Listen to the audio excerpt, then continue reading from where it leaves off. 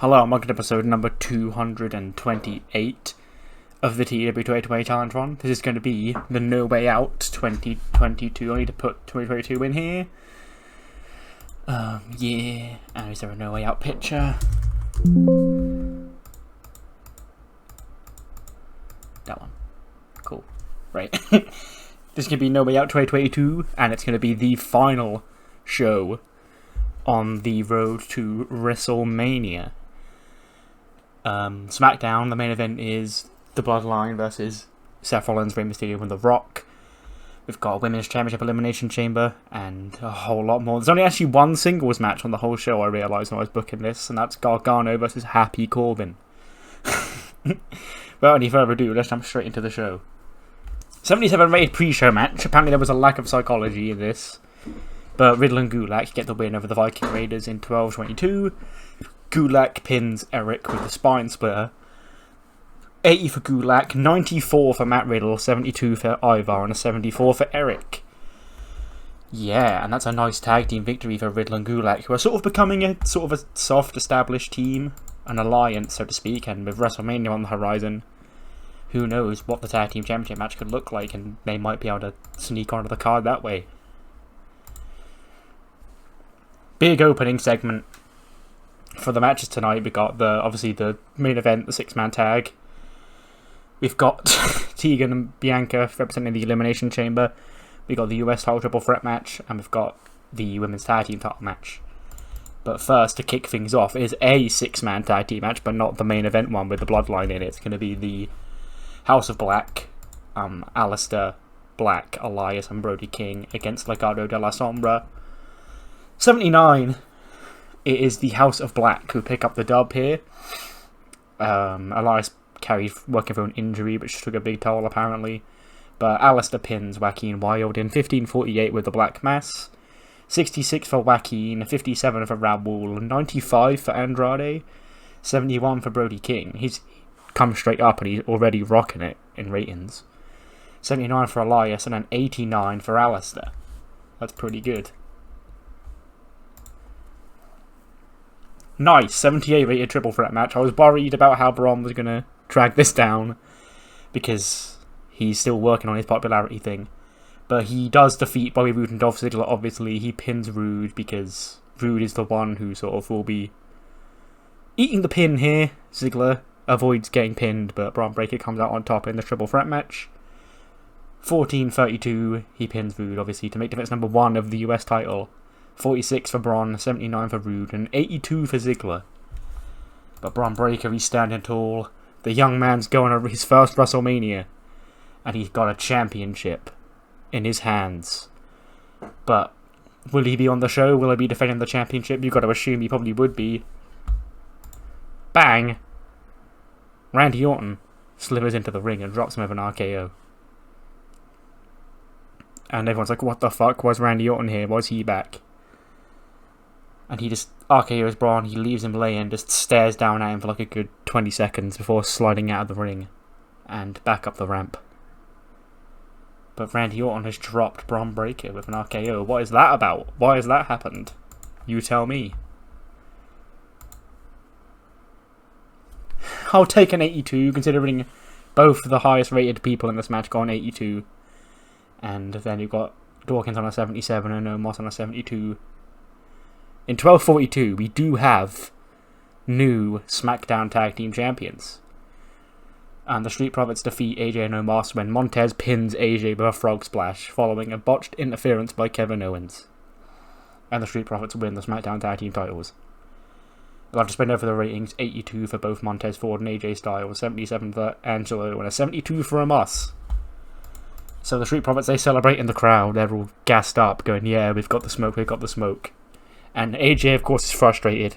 He's just sitting there with his head in his hands, like, what the fuck, Kevin? Kevin's like, look, I didn't mean to do that, AJ. He's like, oh, come on, you're bullshitting me. After the Rumble, after SmackDown 2 weeks ago, and now tonight, cut the crap, Kevin. Have we got a problem here? He's like, no. I told you, AJ, I didn't mean to do this. And then he's like, oh, come on, Omos, come on, we'll leave. And Omos are just sort of staring down at both of them, arguing again. And he's like, just shoves AJ to the floor. And AJ looks up in shock, like, what the fuck you doing? Omos, come on. And Kevin's like, yeah, that's it, AJ. You tell him, Omos, you tell him, you shut him up. And then bang, Omos shoves Kevin Owens to the floor as well. And he's like, if we're gonna keep fighting, I don't want to be next to either of you. Come on, Bivens. And Bivens is like, okay, I guess I'm going with Omos. And then Bivens and Omos walk out. And then, of course, AJ and Kevin just get up and like, well, look what you've done now, Kevin. He's like, I know, what have I done? You're the one who's kicking off about something that's not even supposed to be happening. AJ, come on. But tensions rising between what used to be, I guess, Bivens Enterprises, but the group seems on life support right now.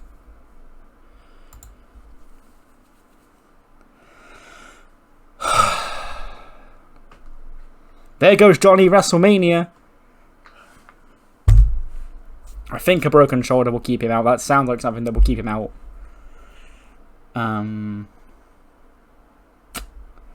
Yeah, Happy Corbin defeats Johnny Gargano in 11:47 because Andrade comes out because he's finished with House of Black and he wanted to pick up from where he'd left off with Johnny and Candice because they kept fucking him over at the Rumble.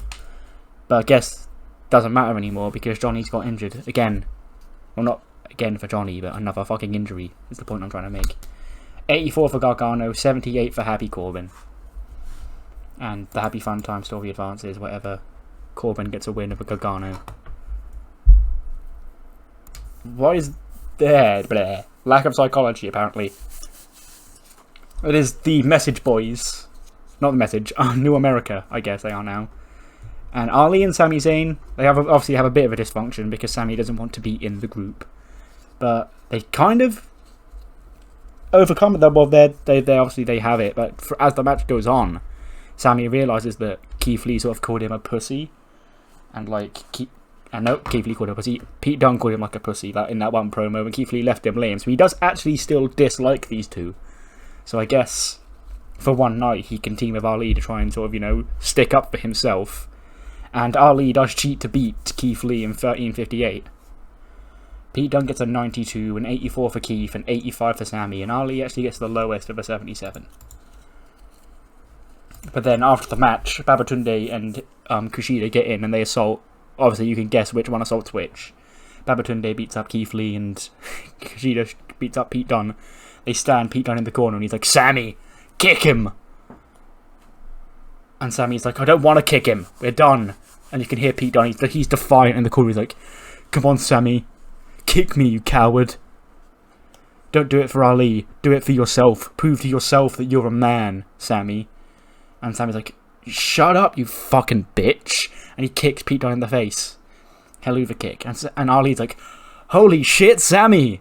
Let's fucking go. He's like, now let's do the same thing to Keith Lee. He goes to run up and hit Helluva kick on Keith Lee. Wabadoo. Peacemaker himself has arrived. He storms down to the ring and does, like it's 2009-10 all over again. Gaggle of heels just feeding themselves. Babatunde runs in. Bang, Kushida runs in. Bang, big clothesline, turns him inside out. Sami runs at him. Bang, big clothesline. Babatunde runs in. Bang, he hoists him on his shoulders with a feat of strength. Drops him with an AA. Now he's face to face with Mustafa Ali. And Ali's like, bye-bye, John. Just sort of does the champ a goodbye. And he's like, come on, Sami, come here. And then Sami has to come. He comes up with him the whole message for treats. And John Cena grabs the microphone. He's like, nah, Jack, that ain't how this is going to work. Let me put something to you real clear. I understand your frustrations. I understand everything. And why you'd think that I'm a villain to your game. Your so-called New America you're trying to build here. But, damn it. You're losing everybody's faith. Everybody that wants to support your message, nobody's going to if you keep running around there like a bag of assholes. People, let me tell you something straight, Jack. They don't hate you because you're called Mustafa Ali. They hate you because you're a jackass. And you keep telling Sami if he's got the balls. Well, if all four of you have the balls, you four, obviously not Mia, but she is there, but ignore her. You four gets up. We find a tag team partner, and we see you at WrestleMania. And then Ali grabs him up and is like, you don't have to do this, John. You could have stayed away. You could have had your legacy not be tarnished. Because you don't fit in my new America. And at WrestleMania, anybody that stands by your side is an enemy of mine. And whoever you find as your fourth partner alongside you and Pete and Keith, they'll all learn the same thing. Nothing is stronger than the bond of people like us. And at WrestleMania, John Cena, you will bless our new America.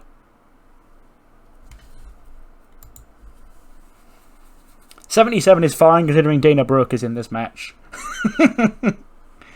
Kairi and Io retain over pinning Dana Brooke. 87 for Kairi, 97 for Io Shirai, 93 for... Actually, coming to think of this, 77 is quite low because apparently there's no psychology, but look at the ratings that Io and Sasha and Kairi got compared to Dana. I don't give a fuck if Dana's that far behind. Like, take 10 off Io's, take 10 off Sasha's, you've got 72, 87, 87, 83. And like, yeah, that doesn't even up to 77, it's whatever. But Dana takes the pin. And of course Sasha's angry. She's like, Dana, what the fuck? We could have had titles. It's only me and you. Indy's still injured. Mickey fucked off like a snake. It's just me and you, and you're letting the side down. The stats didn't have this on the cards. Now we're not going to go to WrestleMania as champions, Dana. She's like, look, listen, sorry, I'm sorry. And Sasha's like, yeah, I'm tired of hearing sorry. Okay? You're done. Sasha just walks out, and Dana's like, big sad in the ring. 78 for this is actually good, considering the ratings. The highest rating was a 78, so whatever. The Elimination Chamber. I don't think I had an elimination order planned out for this one like I did the Raw one. By that I mean, not elimination order, entrant order. Because it's been so long since I've recorded SmackDown, I can't honestly remember. But, Tegan and Kylie would start, obviously. Because the chance to do tag partner versus tag partner is always, haha, let's do that. And then, they go at it for the 4 minutes, nobody gets eliminated, then in comes Shotzi. They work together on Shotzi. And then in comes Ember Moon. So we've sort of got like a soft tag team match here. Ember would then pin Kylie with the Eclipse. So Kylie able to get eliminated. So it's just Ember, Shotzi and Tegan in. In comes number 5, who is Alexa. Alexa runs in. Runs wild. Probably pin Shotzi with a Twisted Bliss. Before Bianca comes in last. And she's running wild. She's gonna get these hands.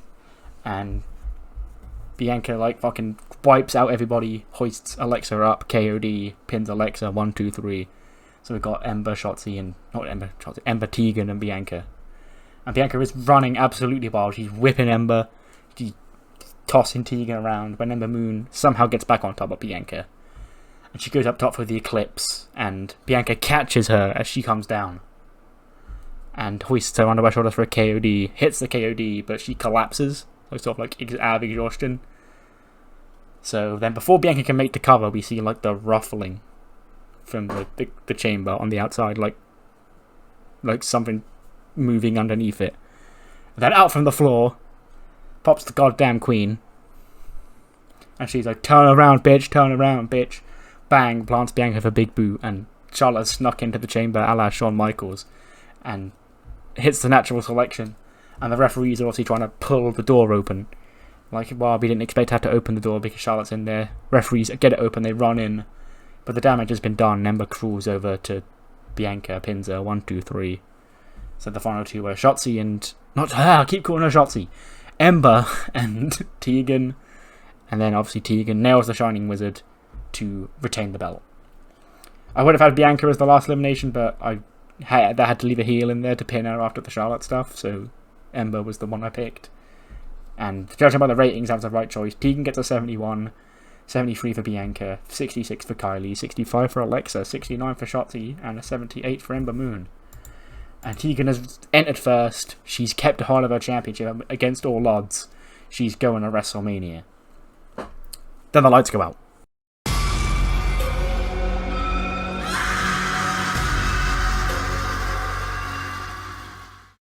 Tegan is attacked from behind by a woman in a hood, with a shovel to the back. And she just falls to the floor.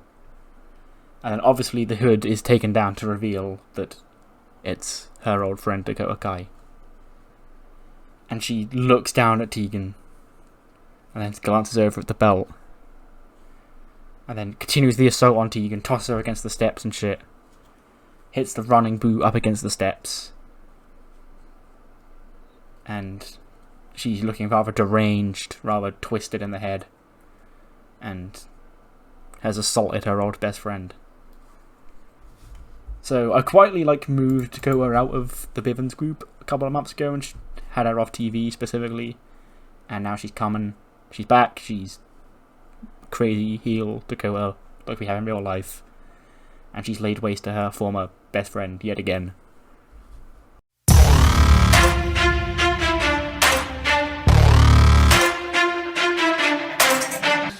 We're gonna stand on top with our hands in the sky. Gonna raise our cup to the stadium lights for the glory. For the glory. We celebrate with the city tonight. Hear the hometown cheer, it's the ultimate high for the glory. Oh. A 95 rated Mania. Fucking hell, I'm just in the... Yeah. So this match served two purposes. One, I always thought it would be fun to, I don't feel like on the pay-per-views before Mania like this, you have to put the belt on the line. And two, I'd like to sort of give a trial run to The Rock ahead of WrestleMania. And he fucking passed, because he got a 99.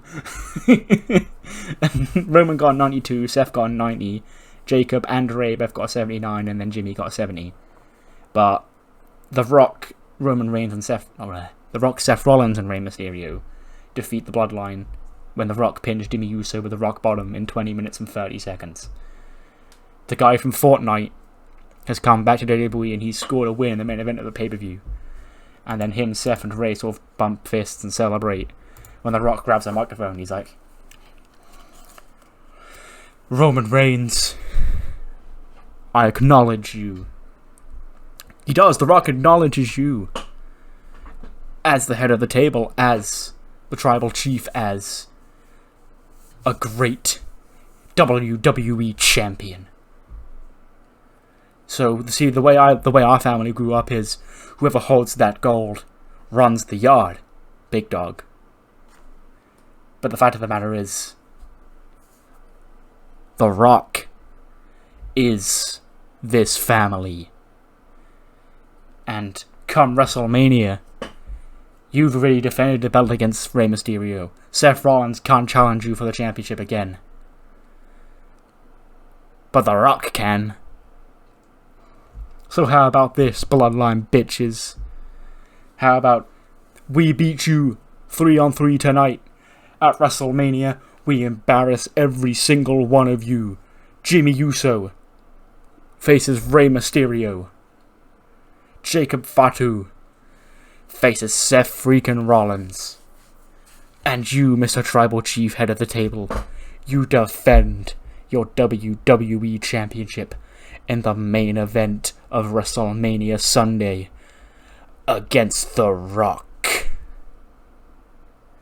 If you smell what The Rock is cooking, mic drop. It's official. Roman Reigns will defend the championship against The Rock at WrestleMania. As well as Seth Rollins taking on Jacob Fatu for revenge of getting tossed through the wall, before the Rumble. And Rey Mysterio facing Jimmy Uso for revenge for taking out his son. It all makes sense. They've all got beef with specific people in the Bloodline. And they're all going down at WrestleMania. In a 91 rated show. What a show! The Rock carried it. The guy from Fortnite came in and he really did the business. Other than fucking Johnny getting injured, but whatever. But WrestleMania is beginning to take shape. after this show specifically. And the next time we're on pay-per-view will be WrestleMania Saturday, but before then we've got 5 Raws and 5 Smackdowns to go. So we've got 10 episodes, so I believe off the top of my head that would make Mania episode 239 and 240. Yeah. So yeah. What matters more than 91 is of course what you thought of the show, and I'll see you next time for Raw. And we're going to be entering the home stretch on the road to WrestleMania, and trust me, Raw is going to be one you won't want to miss. See you then.